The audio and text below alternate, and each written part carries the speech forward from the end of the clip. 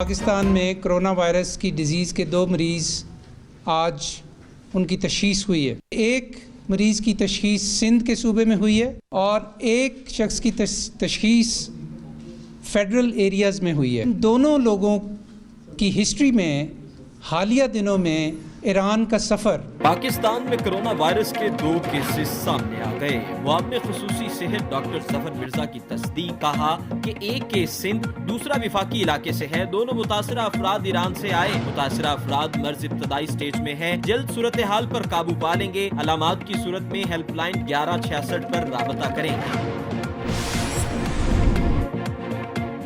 کراچی کے 22 سالہ یحییٰ جعفری نے کرونا وائرس کی تصدیق۔ مریض 20 فروری کو ایران سے پاکستان پہنچا۔ مرتضیٰ وہاب کہتے ہیں یحییٰ جعفری کو ایئرپورٹ پر سکین نہیں کیا گیا۔ ایئرپورٹ وفاقی حکومت کے کنٹرول میں ہیں۔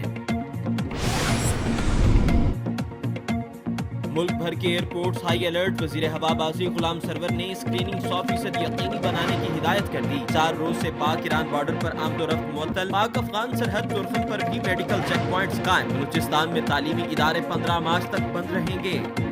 اگر آپ نے ابھی تک ہمارا چینل سبسکرائب نہیں کیا تو ابھی سبسکرائب کریں اور بیل آئیکن کو کلک کر کے ہماری لیٹسٹ ویڈیوز کے بارے میں اپڈیٹ جانیں۔